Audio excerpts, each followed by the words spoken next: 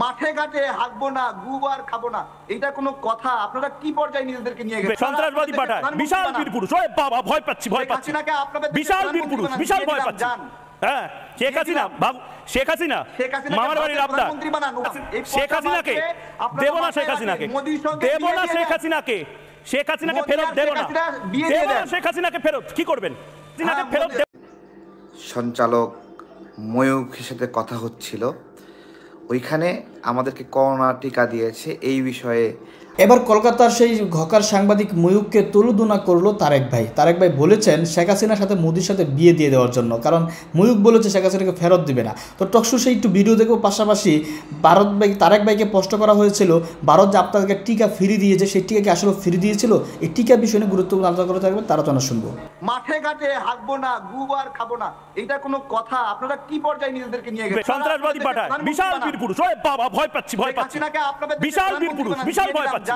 হ্যাঁ, শেখ হাসিনা, শেখ হাসিনা মামার বাড়ির আবদার।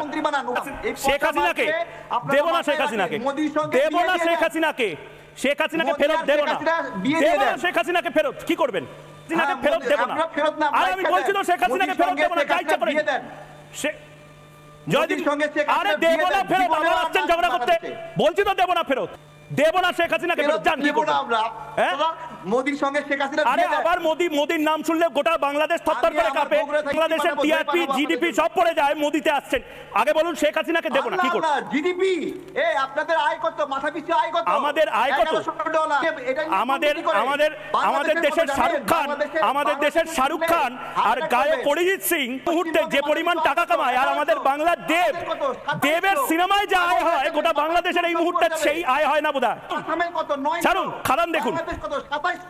ত্রিপুরার মাথা পিছু আয় কত? 800। কি বলছেন? ওষুধ দিন, পিসিআর ওষুধ দাও। আপনারা একটা কাজ করেন, ওই ভারতকে লাথি মেরে বাংলাদেশের সঙ্গে যুক্ত হয়ে যান। হার্টবিট বেড়ে যাবে, আবার মেডিকেল ভিসা নিয়ে ভারতেই আসতে হবে।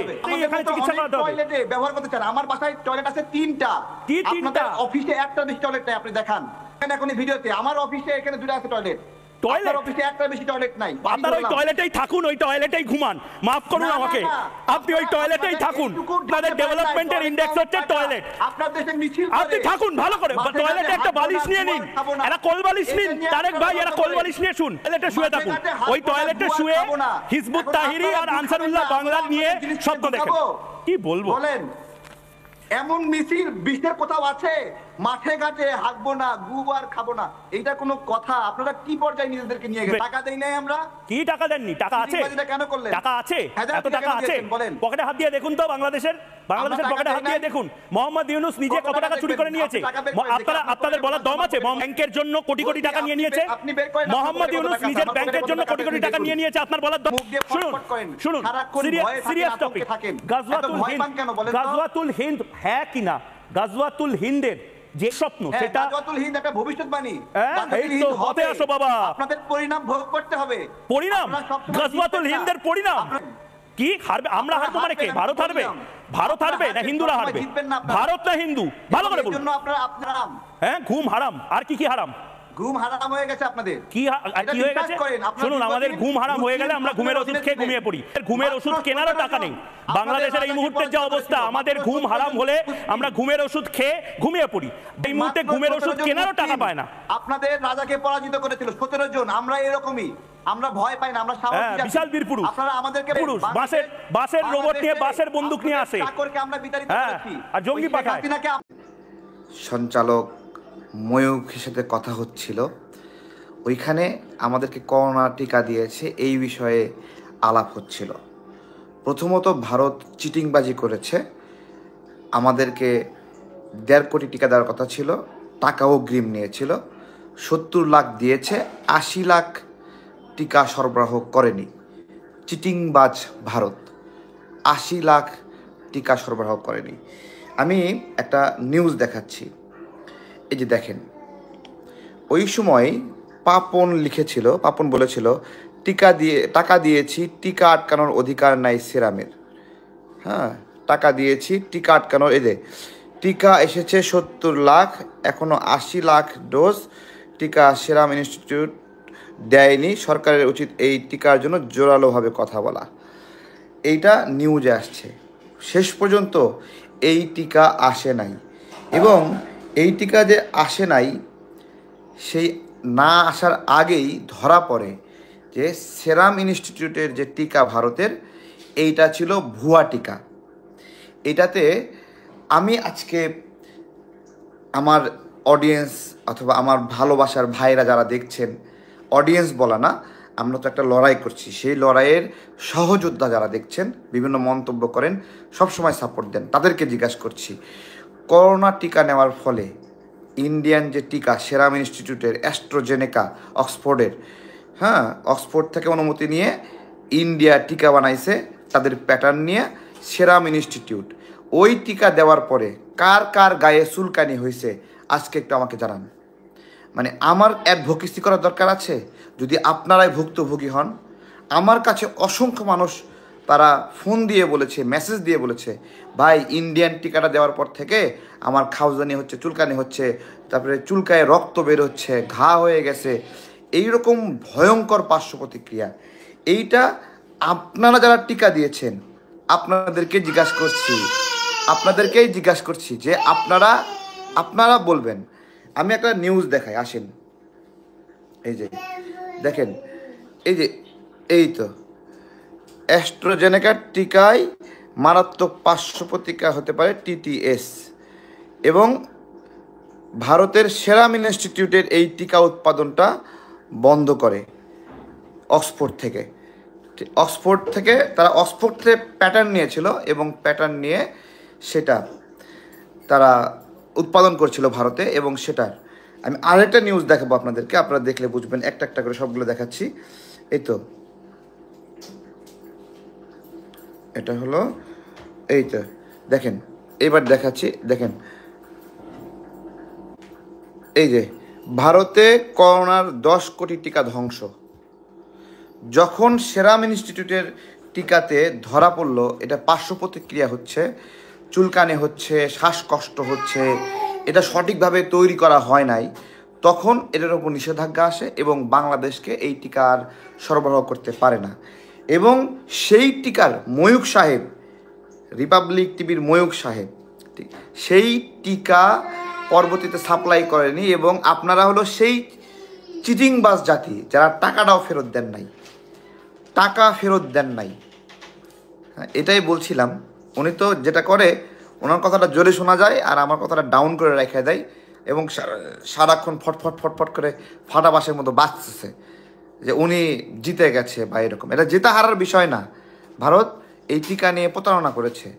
আমি আজকে ভারতীয় ওষুধ, টিকা, এই বিষয়গুলো নিয়ে তথ্য দেব আপনাদেরকে।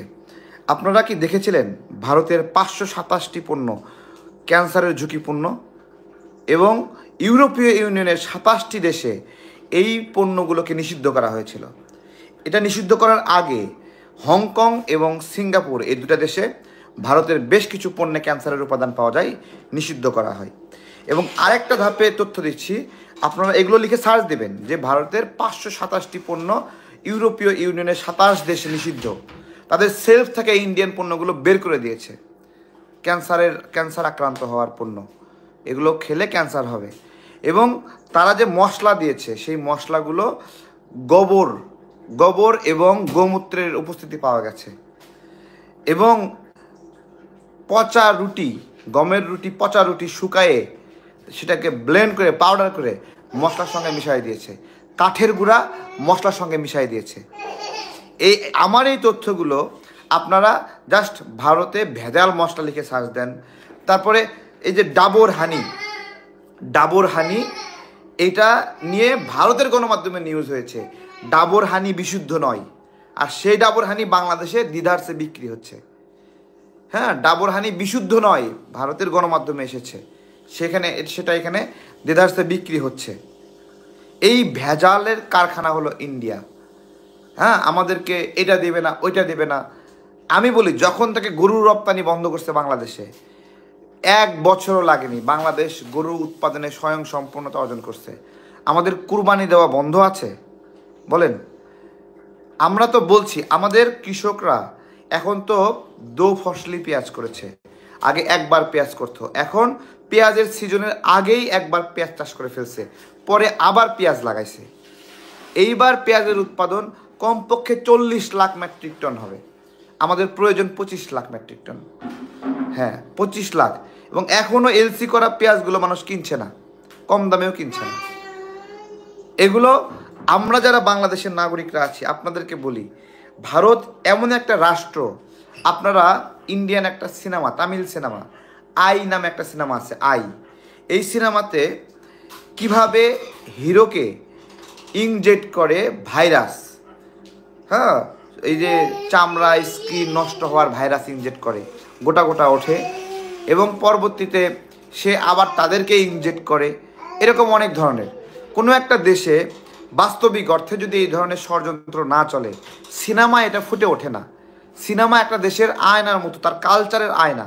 ভারতে এই ষড়যন্ত্র অব্যাহত আছে, তাই তো এটা সিনেমায় চলে আসছে, আই সিনেমার মধ্যে আপনারা দেখবেন যে ওরা নিজেরা নিজেদেরকে ওদের নায়ককে ইনজেক্ট করতেছে, তাকে ভাইরাসে আক্রান্ত করতেছে। তো এইরকমভাবে আমরা যদি সচেতন না হই, এই যে 527টি পণ্যে ক্যান্সারের উপাদান পাওয়া গেল, এই যে গোবর মিশ্রিত খাবার, এই যে গোমূত্র মিশ্রিত খাবার, গোবর এবং গোমূত্র ভারতের হিন্দুদের জন্য পবিত্র হতে পারে, কিন্তু এটা কি মুসলিমদের জন্য পবিত্র? আমাদের গায়ে গরুর প্রস্রাব অথবা গরুর গোবর লাগলে নামাজ হয় না, তার মানে এটা আমার জন্য গ্রহণযোগ্য না। তাহলে ওরা যে এই যে খাবারে গোবর গোমূত্র পবিত্র মনে করে মিশাই, যেটা দিয়ে আমার নামাজই হয় না, সেটা আমি খাবো কিভাবে বলেন? সেটা আপনারা খাবেন কিভাবে? আপনারা কিভাবে খাবেন? আমি একটা জায়গায় ধন্যবাদ চাই, যখন সীমান্তে নাগরিক হত্যা হতো আমি নিজেই পাগলের মতো মাইকিং করতাম যে এই সীমান্তে নাগরিক হত্যার প্রতিবাদে আপনারা ভারতীয় পণ্য কিনবেন না, ভারতীয় পণ্য বর্জন করবেন, আপনারা প্যারাশুট তেল বর্জন করবেন, আপনারা রূপচাঁদা সয়াবিন তেল বর্জন করবেন, আমলা হিমালয়া এগুলো নিয়ে বর্জন করবেন, এগুলো আপনারা বর্জন করবেন। এগুলো কেন বর্জন করবেন? এগুলো ভারতের কোম্পানি, তাই এগুলো বর্জন করবেন। আরও যদি কোনো ভারতের পণ্য থাকে সেগুলো দেখে দেখে বর্জন করবেন এবং দেশীয় পণ্য ক্রয় করবেন দেশের জন্য, আমাদের দেশের স্বার্থে। আমাদের দেশের ইন্ডাস্ট্রি বড় হবে, কোম্পানি বড় হবে, প্রোডাকশন বাড়বে, এমপ্লয়মেন্ট বাড়বে, এগুলো। পাশাপাশি আমাদের গার্মেন্টস সেক্টরে কথা বলতেছি, যে সকল কারখানার মালিকরা এখনও বুঝতেছেন না ইন্ডিয়ানদের নিয়োগ দেওয়াটাই আপনার ব্যবসার জন্য কাল হয়েছে, তাদেরকে বোঝানোর আমাদের কিছু নাই। ধীরে ধীরে কমায়ে ফেলেন, দেশের জন্য কমায়ে ফেলেন, আপনার গার্মেন্টসকে নিরাপদে রাখতে কমায়ে ফেলেন। হ্যাঁ, ইন্ডিয়ানরা তাদের দেশে গার্মেন্টসকে বড় করার স্বার্থেই বাংলাদেশের গার্মেন্টস ধ্বংস করার ষড়যন্ত্র করছে।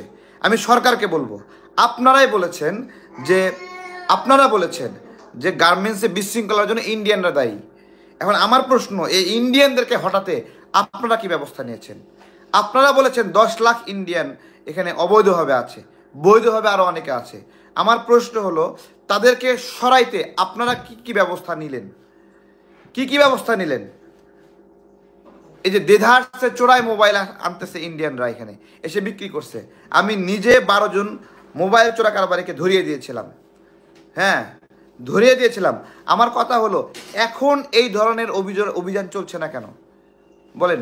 ইন্ডিয়ান মোবাইল বাংলাদেশে ঢুকবে, তাহলে আমার এখানে যে স্যামসাং কোম্পানি কারখানা বানাইছে নরসিংদীতে, আমার এখানে যে এমআই শাওমি তারা কারখানা বানাইলো, এখানে যে ভিভো রিয়েলমি ওয়ানপ্লাস তারা যে এখানে কারখানা বানালো, উৎপাদন করতেছে, তাহলে তারা যে এখানে কারখানা বানায় উৎপাদন করতেছে, আমার এমপ্লয়মেন্ট হচ্ছে, তাদের মোবাইলটা কে কিনবে? এগুলো পলিসির বিষয়, দেশের জন্য পলিসির বিষয়। আমরা কথা বলছি, কাজ চলছে, দেখা যাক কি হয়। কিন্তু আপনাদেরকে আপডেট জানাবো যে আমাদেরকে হেল্প করলো কি হেল্প করলো না। আমি জানিয়েছি আইসিটি ডিপার্টমেন্টে, জানিয়েছি, বারবার মেসেজ করেছি, জানিয়েছি, কোনো অভিযান চলছে না। দিদারসে যমুনা ফিউচার পার্কে কোনো দেশীয় মোবাইলই নাই, তারা সবগুলো খোলা প্যাকেটের মোবাইল বিক্রি করতেছে, ইন্ডিয়ান মোবাইল বিক্রি করতেছে। হ্যাঁ, বাংলাদেশের সবচেয়ে বড় একটা মার্কেট যমুনা ফিউচার পার্কে, সেখানে দেশীয় মোবাইল নাই, ইন্ডিয়ান মোবাইল দিয়ে ভরাই রাখছে। তাহলে দেশে আমার কোম্পানি, যে সকল কোম্পানি এসে উৎপাদন শুরু করলো, তারা কি খাটা খাইবে? তো এই হলো মোটামুটি বিষয়। আপনারা নিজেরা ভালো থাকতে, দেশকে ভালো রাখতে এই বিষাক্ত ইন্ডিয়ান পণ্যগুলো বর্জন করতে হবে। আমাদের দেশের ওষুধ শিল্প ইন্ডিয়ান ওষুধ শিল্পের চেয়ে অনেক হাই, অনেক সমৃদ্ধ, অনেক ভালো মানসম্পন্ন। আপনারা কি ইন্ডিয়ান এই চক্রান্তকারীদের ওষুধগুলো ব্যবহার করবেন নাকি আমাদের দেশীয় ওষুধগুলো ব্যবহার করবেন? গত কয়েক মাসে ইন্ডিয়ায় চিকিৎসার জন্য যাওয়া অর্ধেকে নেমে আসছে। তাই বলে কি এখন বেশি মানুষ মারা যাচ্ছে ইন্ডিয়ায় না যাওয়াতে, ইন্ডিয়ায় চিকিৎসা না নেওয়াতে? হ্যাঁ, তারা যে পরিমাণ বাংলাদেশের বিরুদ্ধে চক্রান্ত করে, আপনার চিকিৎসা নিয়ে চক্রান্ত করছেন, এটা কে বলবে? আমার কাছে স্পষ্ট প্রমাণ আছে। ওরা বাংলাদেশের যে কোনো অসুস্থ হয়ে গেলে প্রথমে তাকে মানে হেই প্রতিপন্ন করবে, আরে আপনাদের ডাক্তার কি করছে, এগুলো সব উল্টাপাল্টা ভুয়া, এই রিপোর্ট ভুয়া, ওই রিপোর্ট ভুয়া, একটা মোটামুটি ব্রেন ওয়াশ করে ফেলে। এগুলো কিচ্ছু না, সাবধান। ওদের ডাক্তারের কোয়ালিটি চেয়ে আমাদের ডাক্তারের কোয়ালিটি অনেক ভালো। ওদের পিজি হাসপাতালের মতো একটা এই কোয়ালিটির হাসপাতালই নাই। দেখান ওদের এভার কেয়ারের মতো হাসপাতাল আছে, দেখান এরকম বড় হাসপাতাল, এরকম মানসম্পন্ন হাসপাতাল ইন্ডিয়ায় আছে, দেখান আপনারা। দেখান স্কোয়ারের মতো ওদের ভালো হাসপাতাল আছে, দেখান। নাই, আমাদের আরও অনেক বেসরকারি হাসপাতাল আছে যেগুলো খুব ভালো করছে।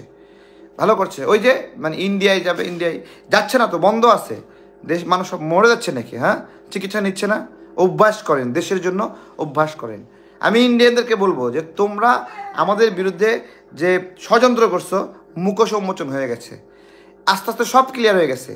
তোমরা তারপরে দেখলাম যে ইন্ডিয়ান ওই যে মেশিন টুলস ব্যবসায়ীরা, হ্যাঁ, গাড়ির পার্টস এগুলো বাংলাদেশে আর ইম্পোর্ট করবে না।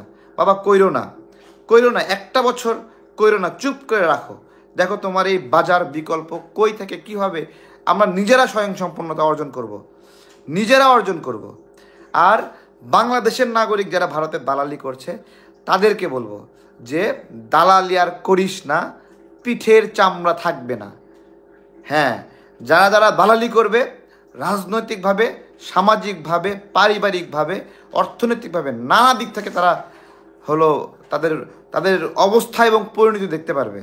আর ইন্ডিয়ানদেরকে বলবো তোমরা এই অসভ্যতা করে বাংলাদেশের কিচ্ছু করতে পারবে না।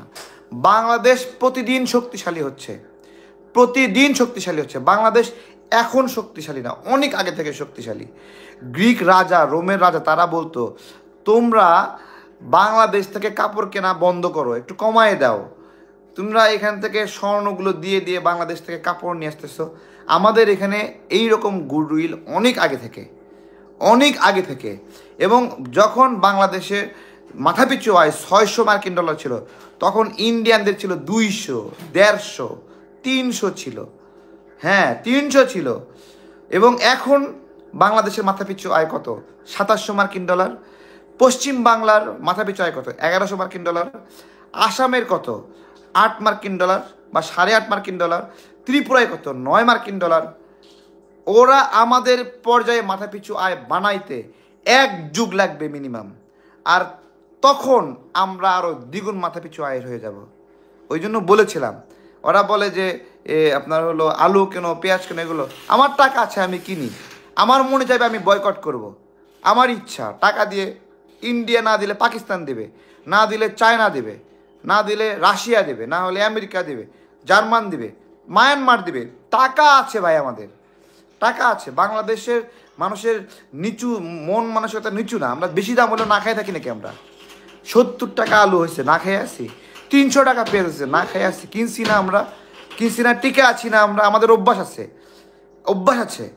ওরা যদি 300 টাকায় পেঁয়াজ কিনতে হতো, মানে অর্ধেক ইন্ডিয়ান রাতারাতি হার্ট অ্যাটাক করতো। ওদের যদি 70 টাকায় আলু কিনতে হতো, অর্ধেক ইন্ডিয়ান রাতারাতি হার্ট অ্যাটাক করতো। ওদের অন্তর এত ছোট। ওরা তো ওদের বাসায় মেহমান গেলে ওরা বলে, দাদা খেয়ে এসেছেন না যে খাবেন। তারা আমাদেরকে সভ্যতা এবং সংস্কৃতি শেখায়।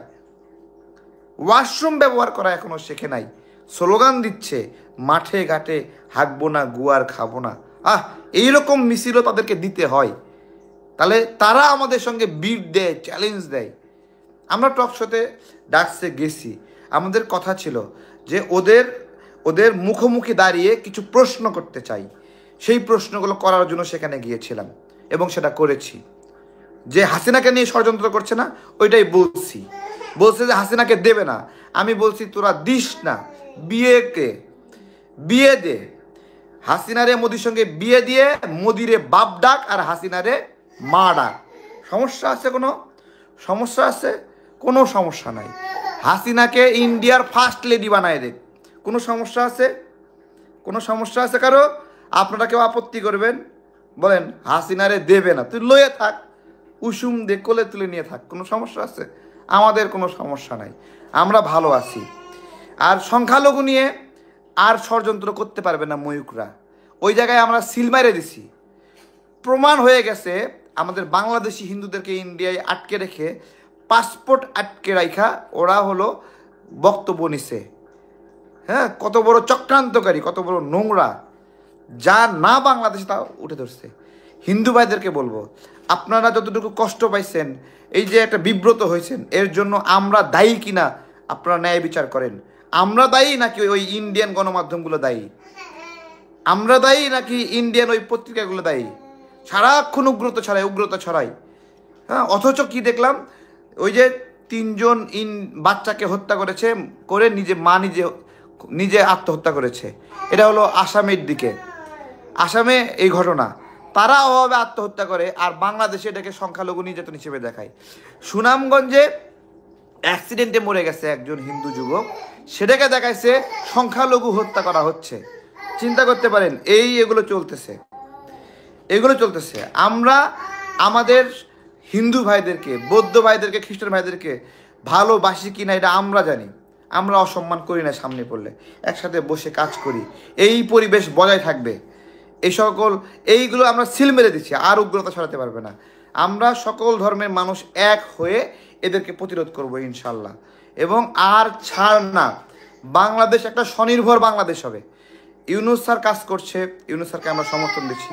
অনেক ভুল আছে, সমালোচনা করি, কিন্তু আমরা আশাবাদী ইউরোপীয় অঞ্চলের যে ভিসা সেন্টারগুলো, এগুলোর কিছু কিছু অংশ বাংলাদেশে চলে আসবে।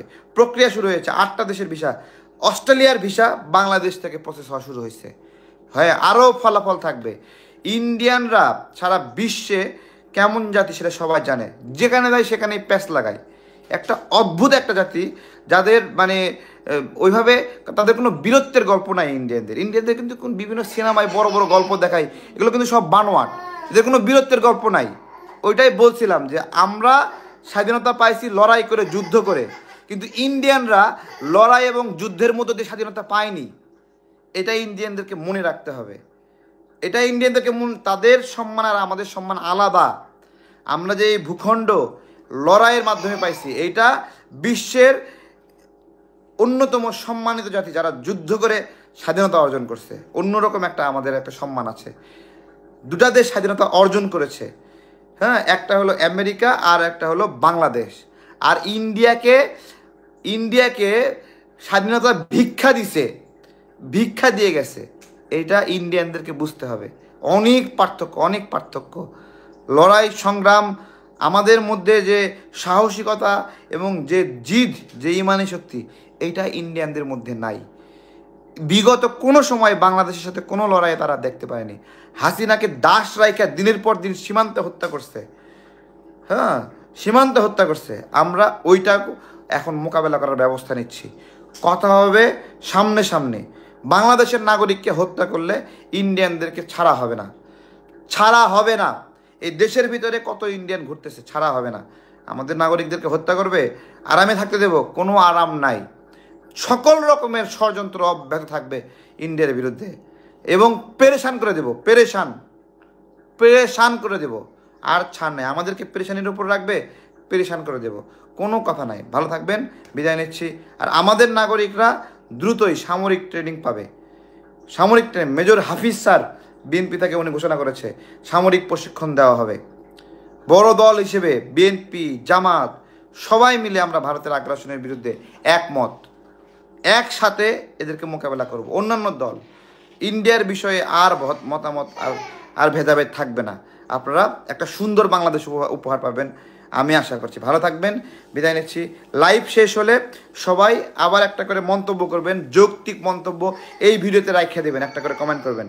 5 মিনিট পরে লাইভটা আবার খুঁজে নিয়ে সবাই এটাতে কমেন্ট করবেন এবং সাবস্ক্রাইব করে রাখবেন পরবর্তী আপডেট। আমরা প্রত্যেকটি ওয়ার্ডে ওয়ার্ডে গ্রামে গ্রামে পৌঁছে যাব ভারতের। আলোচনা শুনেছেন, শুনে বুঝতে পেরেছেন ময়ূককে যেভাবে ধুলাই করেছে এভাবে ধুলাই করা দরকার। এবং যারাই বাংলাদেশ থেকে সেখানে যুক্ত হবে, আমি প্রত্যেকে বল তার ময়ূকের কথা শোনার প্রয়োজন নাকি আপনার যে কথা সে কথা বলবেন, এবং ময়ূককে যেভাবে শিক্ষা দরকার সেভাবে শিক্ষা দেবেন। তারেক ভাইয়ের মতো সবাই যেভাবে শিক্ষা তাহলে ময়ূক বাংলাদেশ থেকে আর কাউকে নিবে না, কারণ যেভাবে তারেক ভাই বলছে এভাবে তো কেউ বলে নাই। ইতিপূর্বে এই গণতন্ত্র পরিষদের আর একটা ফারুক হাসান তিনিও কিছু বলেছিলেন। যাই হোক দর্শক, আলোচনা শুনেছেন, শুনে কেমন লাগলো অবশ্যই মন্তব্য করবেন।